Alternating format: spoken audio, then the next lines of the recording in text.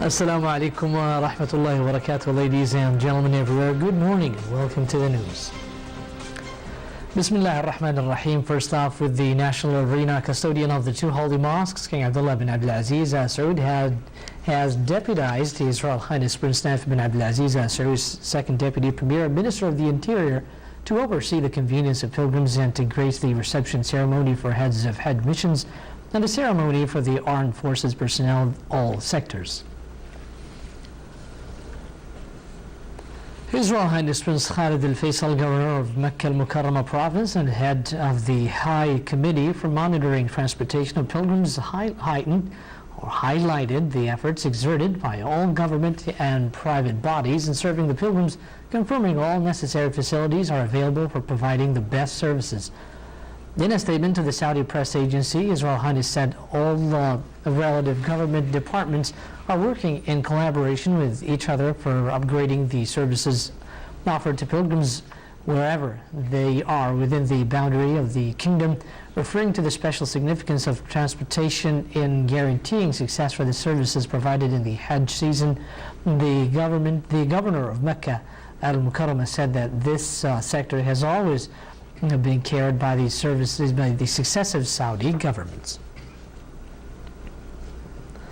The official spokesman at the Ministry of the Interior, Major General Mansour Turki, confirmed that the early plans in Mecca al-Mukarrama and al-Madinah al-Munawwara aimed primarily to verify the legality of pilgrims either coming from outside or inside the kingdom in order to maintain the safety and security of pilgrims during their movements from and to Mecca al-Mukarrama, al-Madinah al-Munawwara, the governorate of Jeddah, and all other governorates. The plans also aim to implement the decision of the Council of Ministers, which prohibits vehicles with a capacity less than 25 passengers from participating in the transfer of pilgrims. In the first press conference on the works of this year's Hajj, which was held at the Public Security Headquarters in Mina, Turkey reviewed the plans of the Interior Ministry as regards the two holy mosques and the holy site that were implemented throughout the whole year. Turkey said the ministry's plan divides into three plans. The first will be implemented before the transfer of pilgrims to the holy sites, the second in the morning of the 10th of the Hajj, while the third after leaving Mina. Turkey also pointed to the Interior Ministry's plans to be implemented at the Prophet's Mosque, peace be upon him, in Madinah al-Munawwara, indicating that there will be two plans in this regard. For his part, the spokesman of the Ministry of Health, Dr. Khalid Marghalani, pointed out that no contagious or epidemic diseases have been reported at the kingdom's naval, air, or land crossing points. He added that the World Health Organization as well as world medical centers and institutions have commended the plans being implemented by the Ministry of Health during the Hajj season. Dr. Marghalani stressed that the health status of pilgrims is assuring and that most countries have committed to health terms and conditions. And now with our correspondent in Mina, Muhammad Al-Arjan. Muhammad, good evening, and can you describe the status of pilgrims in the holy places right now?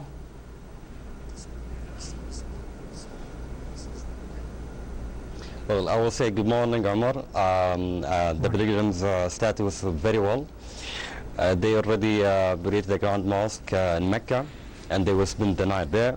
Actually, it was very smoothly, almost like 75% of pilgrims already in, and we are expecting by tomorrow the 25 other. So today we have like a really exciting day. We attend the simulation or the drilling for Mecca Metro. And it was like the second highest stand metro in the world. The capacity for this metro is going to reach 3,000 at the moment, and they expecting to reach in like almost like 500,000 in the next year. Definitely, it's going to be taking time while for each 5 hours. The old pilgrims is going to be moving from the Grand Holy Mosque to going for another day. Is going to be the 8th the Hijjah, and they will go in for a Tarwiyah day. And which is mean Tarwiyah day is like in a tradition we gain it from our Prophet Muhammad sallallahu alaihi wasallam.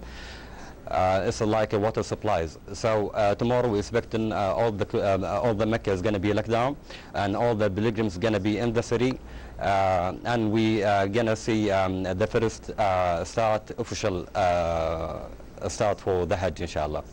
Mohammed Waktoui, what you can tell us about the department's, government department's preparations?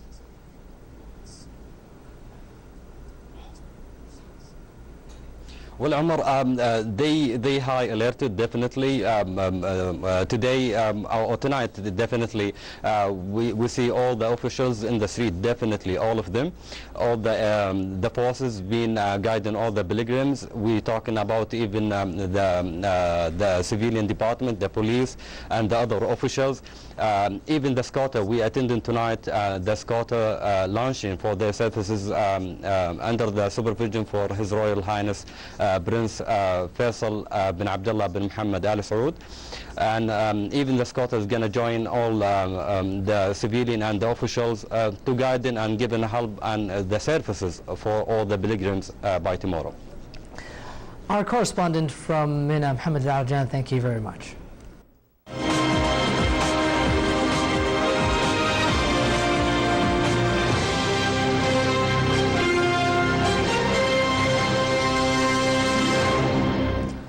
The Kingdom of Saudi Arabia, its leadership, government, and people are annually being honored by serving the pilgrims who come to perform Hajj from all over the world, and by helping them through all facilities possible that will enable them to perform Hajj in peace and comfort. The pilgrims are now preparing to move for the mass gathering at Mina to spend the whole day of Tarwiyah, which is the watering, amid a fully integrated accommodation. Buses began already commuting pilgrims to Mina in accordance with the traffic plan envisaged by the security forces, while other security units are patrolling the area to oversee the steering of people and vehicles. Large and mini ambulances, well equipped with sophisticated necessary medical equipment to tackle emergencies and urgencies, are available, in addition to various hospitals and medical centers to serve pilgrims. For its part, the Ministry of Islamic Affairs Endowments, Calling Guidance, had established many guidance centers to spread awareness to the pilgrims and respond to their religious inquiries, in addition to distributing tens of thousands of booklets in several languages and holding of lectures and symposiums to enlighten them. The new train service in Mecca's holy site started its first trip between the holy shrines of Mina, Muzdalifah, and Arafat. The train, which can accommodate 3,000 pilgrims, will make shuttle trips, during which it would transport 1,000 pilgrims per hour. More details in this report. Of course, this system was built mainly for reducing the traffic in the road. And by building this electric train or electric metro, you will reduce about 25,000 cars from the streets. So this will be a very big improvement for the environment in the Mashar area, which is normally very saturated and polluted because of so many numbers of cars in each street. The project is designed to carry about 500,000 Haji per 10 hour, around 72,000 per hour. This year it will work by only 35% of its capacity, around 25,000 per hour, and maybe 35,000. 250,000 per 10 hours. Of course, as I told you, next year we will carry about 500,000 passengers during the 10 hour of operation during the Nafra, and of course during this 10 hour the Hajis will not be in the street, all of them. And instead of that, they will be relaxing in their places in Arafat, and they will be moved from their camp to the station following by scheduling system. We'll make what we say tafweej to them. Each group will be around 3,000 Hajis, and they will move very peacefully and from the Arafat station to Muzdalifah, and then from Muzdalifah to Mina. And after that, the train will be working as a normal metro system, which will work between Arafat, between Mina and Muzdalifah. So you can, for example, during the Tashriq days, you can, if you are in Mecca or if you are not having a tent in Mina, you could lift your house or apartment and come to Muzdalifah and park your car, take a train, go to Jamarat, and perform the Jamarat, perform the Shayr of Jamarat, and then come back again to take your car and go home.